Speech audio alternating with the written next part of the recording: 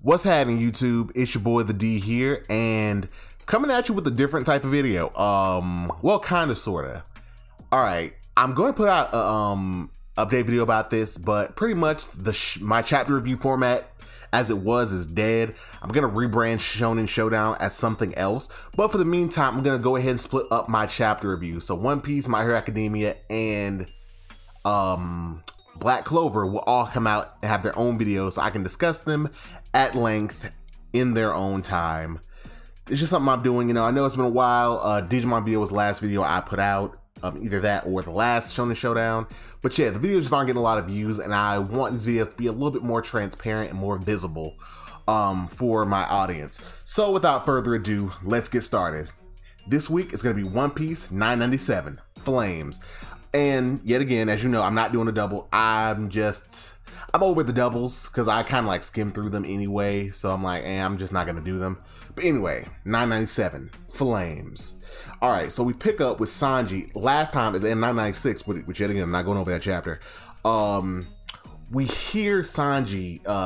It seems like he's either by his mysterious chivalry powers or via observation hockey, he's picking up some lewd activity. And in this chapter, you know, he's running along and he's hearing it, and he turns to his immediate left, and they're running past, I guess, another one of the buildings, past the, you know, the paper sliding doors, and he sees a samurai that is pulling a woman by her sash. And he even says that this is the famous sexual harassment technique of the land of samurai. Which, yet again, gentlemen, consent is a thing. If she does not consent, you should stop.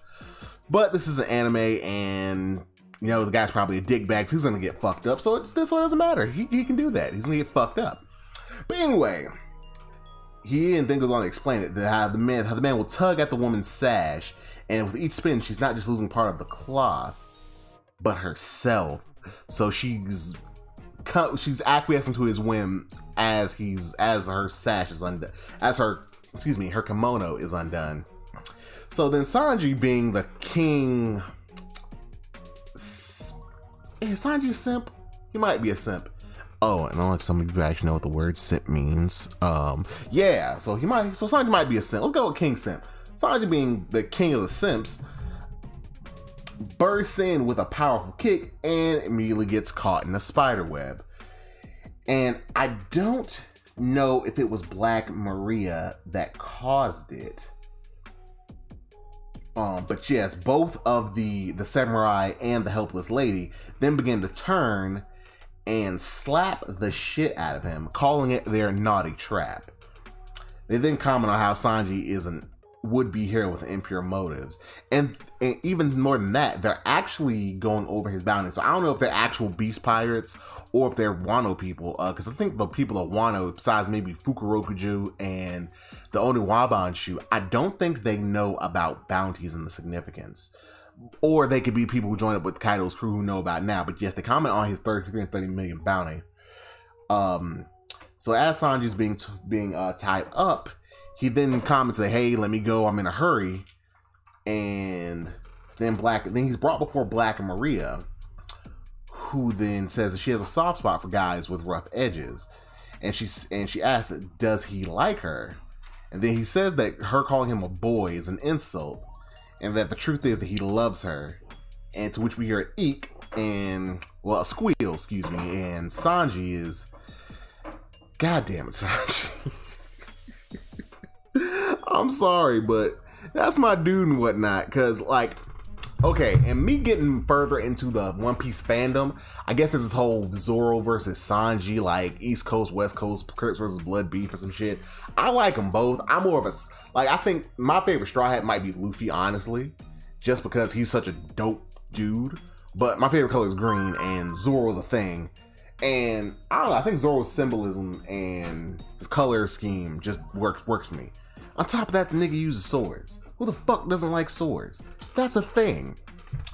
Anyway, so we continue on in the hall somewhere else on the third floor, because this is all happening on the third floor. He was right next to them. This motherfucker just blinks the fuck out of existence and gets caught by Black Maria.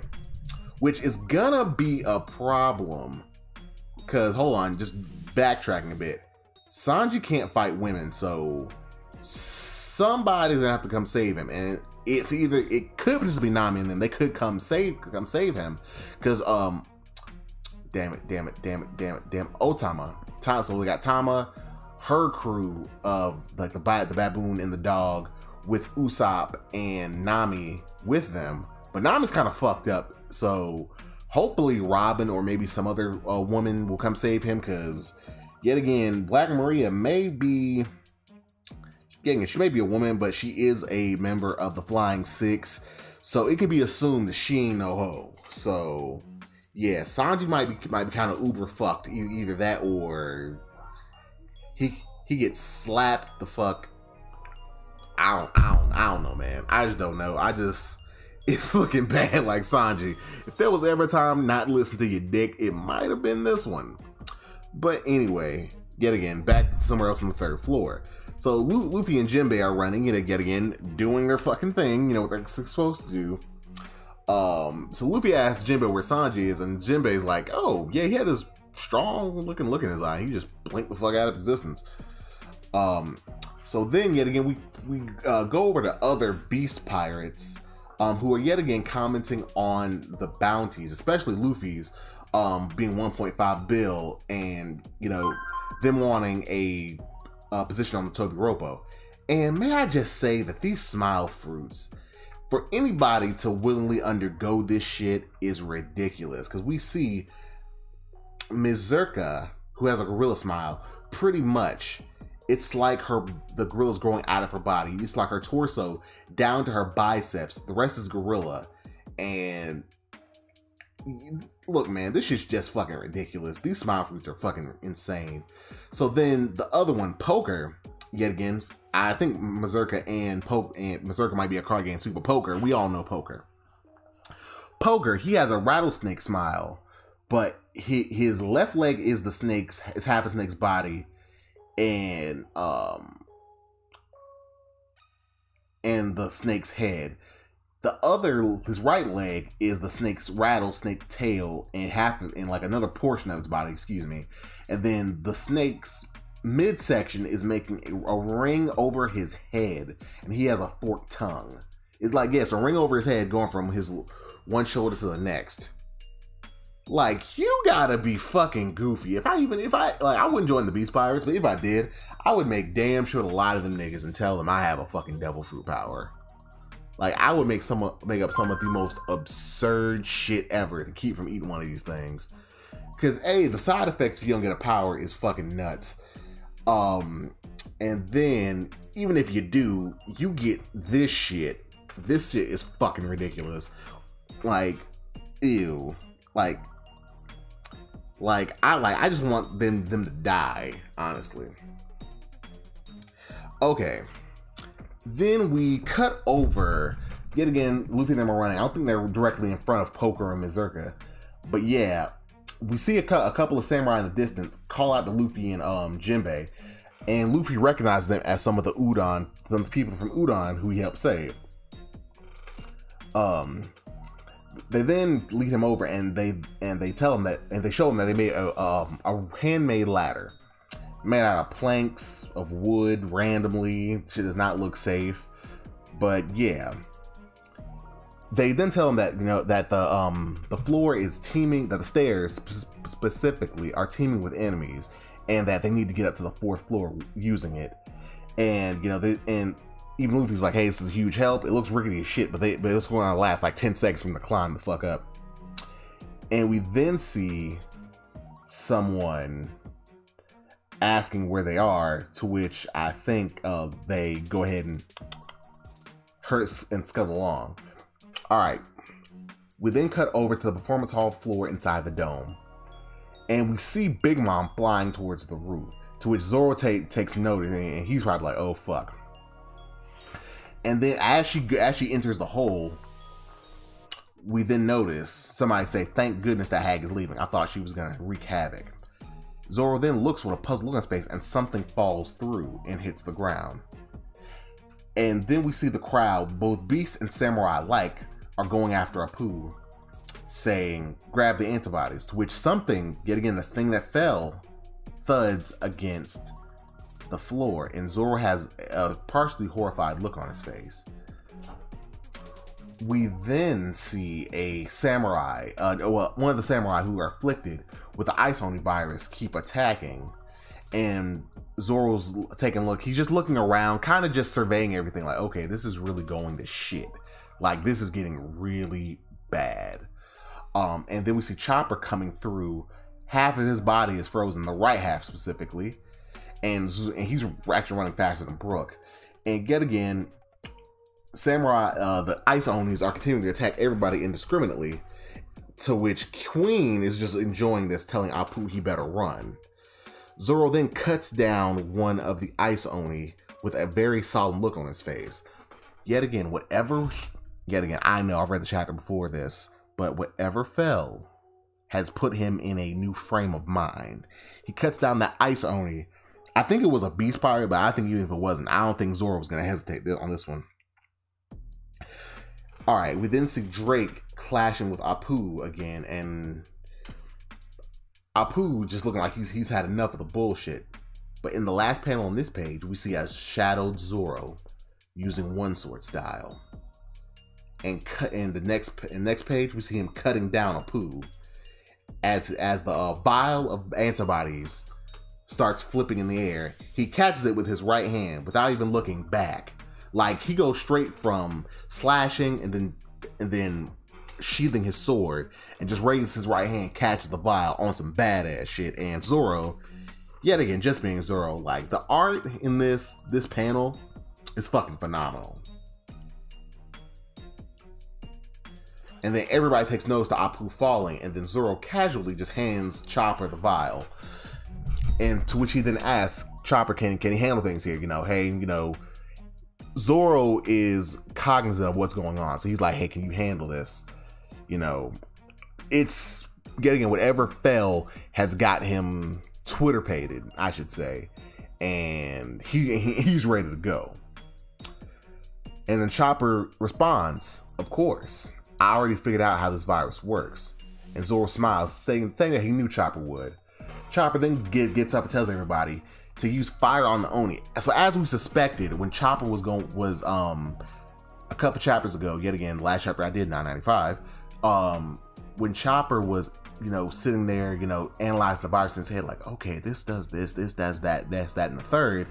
He was like, it works by freezing. Like, does it freeze to work, or does it work and then freeze?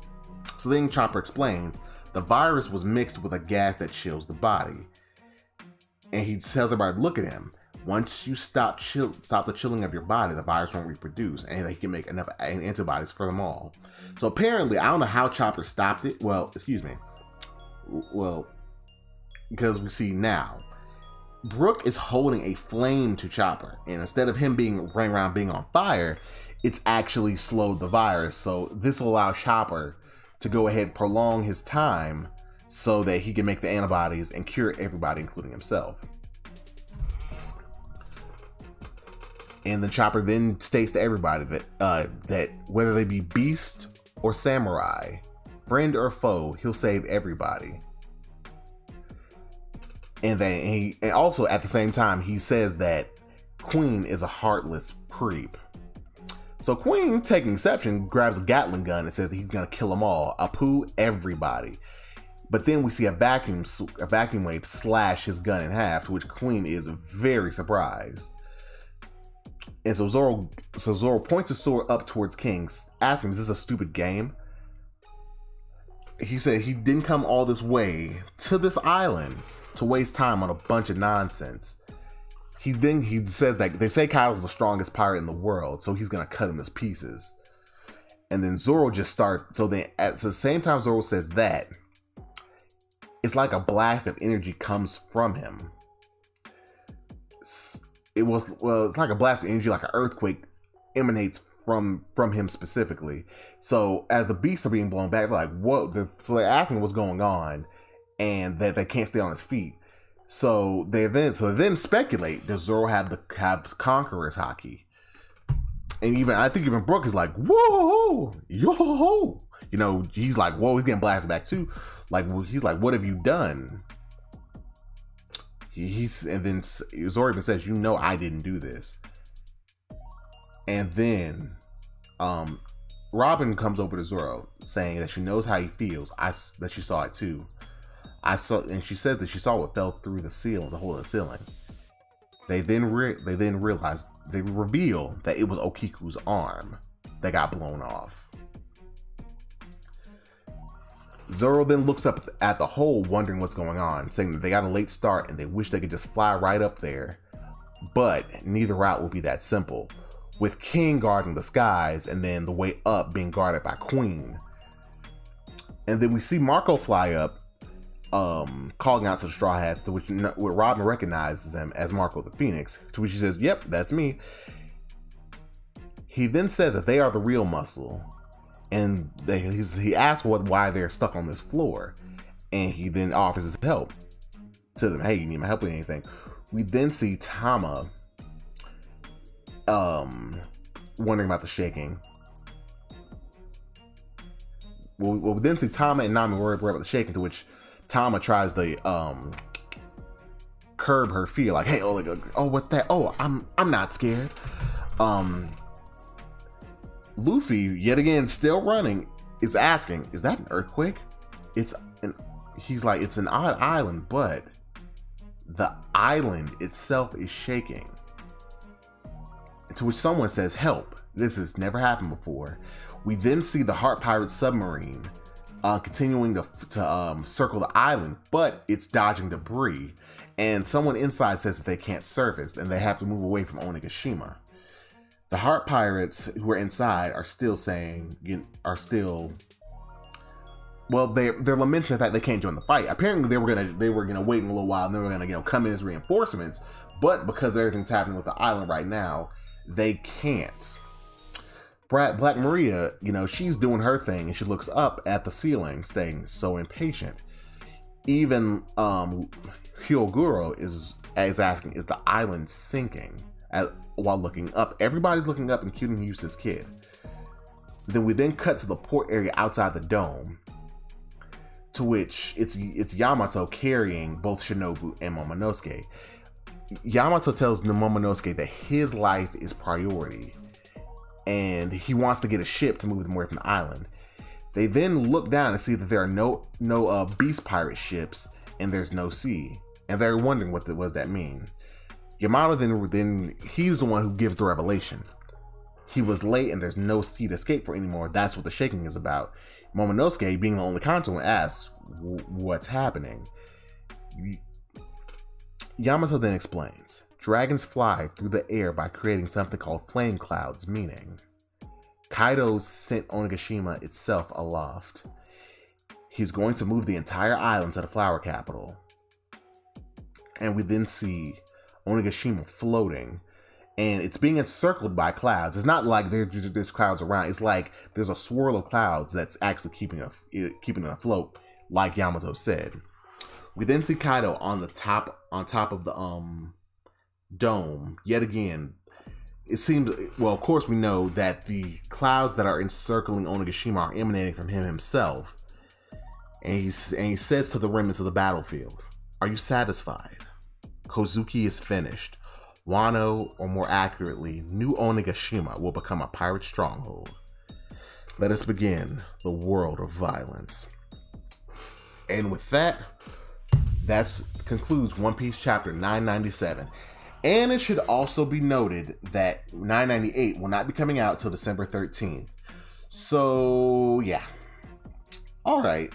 Not too much happened in this chapter. Of course, the Ice Only virus is gonna be taken care of. With Marco there to help Chopper using the special properties of his flames, that should, pretty much nip that in the ass, as we all thought. And also Zoro pretty much showcasing that, when it comes to someone like Apu, who even Drake was in his hybrid Allosaurus form was, still having a little bit of trouble with, was able to slice him down instantly once, the need arose. Let me see. Black Maria, yet again, we see her, wonder what kind of type of Zoan she has. I don't know if it's gonna be a not a smile. I don't think any of the Tubby will have smiles. I think they are true Blue Zone users, but I don't think hers has anything to do with Spider, because I don't know if the web that caught Sanji was her doing, which it probably wasn't. I think it was the two underlings, or one of them, or somebody that's in her like underling group. So I'm interested in what we're gonna get from her. And so Kaido, so his power legitimately isn't flight. It's like kind of like what Momo was doing when he was in Punk Hazard in that pit and he climbed out. So yeah, so instead of the dragons having the ability to fly, rather they create those clouds and they're really just walking on them to create the illusion of flight, which is cool and whatnot. Sanji needs to be bailed out badly. Luffy didn't need to hurry the fuck up, because that battle on top is fucking over. I'm curious to see what Big Mom's gonna do up there, because I don't think Kinemon and them are fighting back anymore. I think we would have seen them if they were, but it'll be really interesting to see. What are your thoughts? What do you think of the chapter? I think it was a pretty good chapter. 2-week break's fucking killing me, because I did the math. Last Sunday in December is going to be December 27th, 2 days after Christmas. So if Oda wants to get to chapter 1000 in 2020, once One Piece comes back, he's gonna have to do a chapter on the 13th, on the 20th, and the 27th. The 27th will be chapter 1000. Yet again, even if it doesn't hit this year, hey, I know Oda want to. Shit happened, especially that break they had to take early this year for COVID really fucked everything up.